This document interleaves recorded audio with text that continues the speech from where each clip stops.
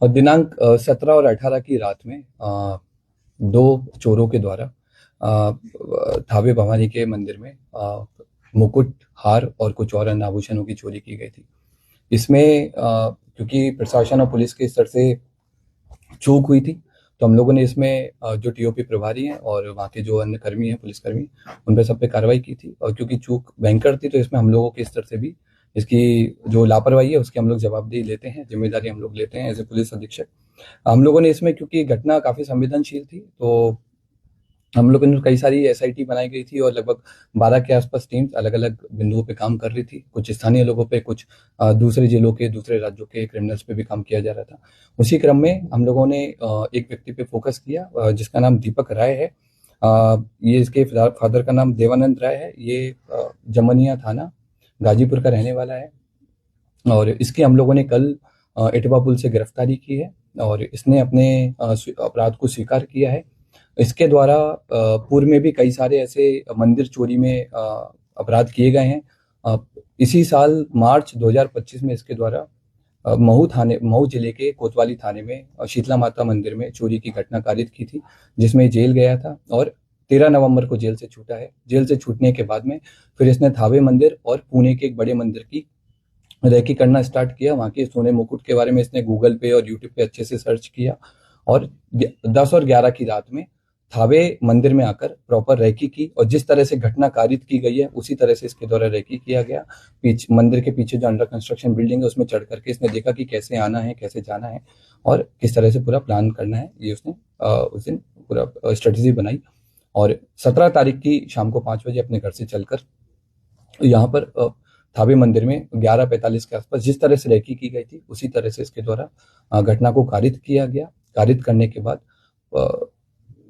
गांव के रास्ते से होकर पैठान पट्टी होकर के इसके द्वारा वापस अपने घर पे गया और अपने आभूषण को, जो अपना दूसरा साथी है, उसको इसने हैंड ओवर कर दिया ताकि पुलिस अगर इसको पकड़े तो आभूषण नहीं मिले। कितने लोगों ने मिलकर चोरी की घटना? अभी तक की जो हमारा अनुसंधान हुआ है और इससे पूछताछ में अभी तक हम लोग 2 लोगों पे काम किए हैं और 2 लोगों की संलिप्तता पूर्णतः पाई गई है। इसमें दोनों लोग आइडेंटिफाई हो गए हैं। एक व्यक्ति दीपक राय की गिरफ्तारी हुई है। उसके पास से हमको घटना में जो उस दिन घटना हुई थी उस वाला कटर हमने बरामद किया है, जो कपड़े पहने हुए थे वो बरामद किए हैं। फोन बरामद किया है जिसमें उसके द्वारा थावे मंदिर के बारे में सर्च किया गया है और घटना कारित होने के बाद में भी उसने सोने की डिटेल PI 916 के बारे में पूरा उसने पढ़ा है। और इसके बाद में हम लोगों ने उसके जो रेकी के टाइम पे जो जूते पहने थे वो जूते हम लोगों ने बरामद किए हैं। रेकी के टाइम में जो बैग यूज किया था वो बरामद किया है। जिस बाइक से वो लोग घटना करने आए थे वो बाइक भी हम लोगों ने आइडेंटिफाई कर लिया। जल्दी भी हम लोग उस बाइक को भी बरामद करेंगे। तो 30 लोग सर उठाए गए थे, उसमें से कोई ये तो नहीं हुआ? जो हम लोगों ने पहले जिन लोगों को डिटेन किया था पूछताछ के लिए, उन सब लोगों को, क्योंकि उन लोगों की संलिप्तता नहीं पाई गई थी, उन सब लोगों को हम लोगों की तरफ छोड़ दिया गया है। हम लोगों ने इन सारी चीजों पर भी जांच किया था कि क्या कोई स्थानीय लोग या मंदिर प्रशासन की भूमिका रही हो, तो उस तरह की भूमिका भी हम लोगों के सामने नहीं आई है। अब हम लोग की अगली कोशिश माता की जो हार है, जो मुकुट है, उसकी बरामदगी है और दूसरे व्यक्ति की गिरफ्तारी है वो भी हम लोग जल्दी करेंगे। सर, जिस तरह से ये चोरी की घटना को अंजाम दिया था, क्या ये पेशेवर था, क्या किसी मूवी से प्रेरित था, या फिर इसे कैसे पता चल पाई कि मंदिर में यहाँ हार है? ये पेशेवर क्रिमिनल है और इसका हम लोगों ने जब हिस्ट्री देखा है, इसका जब हमने जिस तरह के गूगल सर्चेज किया है तो उससे स्पष्ट हुआ है कि इसके द्वारा लगातार इसने जेल से छूटने के बाद भी, इवन जेल में रहने के दौरान भी इसने कई सारे मंदिर के बारे में डिटेल प्राप्त की है। जेल से छूटने के बाद में कई सारे बड़े बड़े मंदिर के सोने के मुकुट के बारे में इसने सर्च किया है और क्योंकि थावे मंदिर इसके घर से काफी पास था तो इसलिए इसने इस घटना को कारित किया है।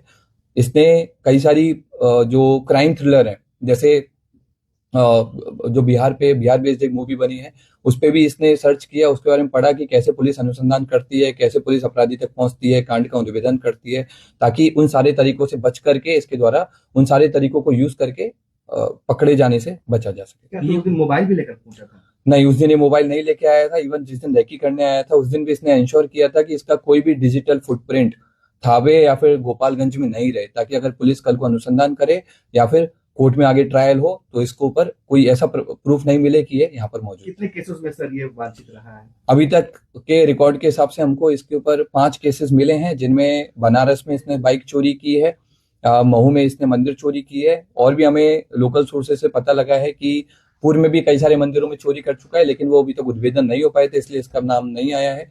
जमनिया थाना जो इसका स्थानीय थाना है, वहां पर भी इसके द्वारा घटना चोरी कार्य किए किया गए गया। आभूषण सर कब तक बरामद हो जाएंगे? हम लोगों की जो टीम्स हैं अलग अलग जगह पर रैकी कर रही है आभूषण को लेकर के, और अनुमंडल पुलिस पदाधिकारी सदर के नेतृत्व में टीम और कई सारे इंस्पेक्टर्स के साथ मिलकर के टीम कैंप की हुई है जिले के बाहर, और हम लोग की पूरी कोशिश है कि जितना जल्दी हो सके हम लोग आभूषण की बरामदगी करें। क्या ये कोई संगठित गिरोह काम करता है या फिर ऐसे ही अपने से खुद ही? ये खुद अपने आप में एक संगठित गिरोह चलाता है, अलग अलग घटना के लिए अलग अलग लोगों को कन्विंस करता है जिनको पैसे की जरूरत रहती है, और घटना को कारित करवाता है। Thank you sir.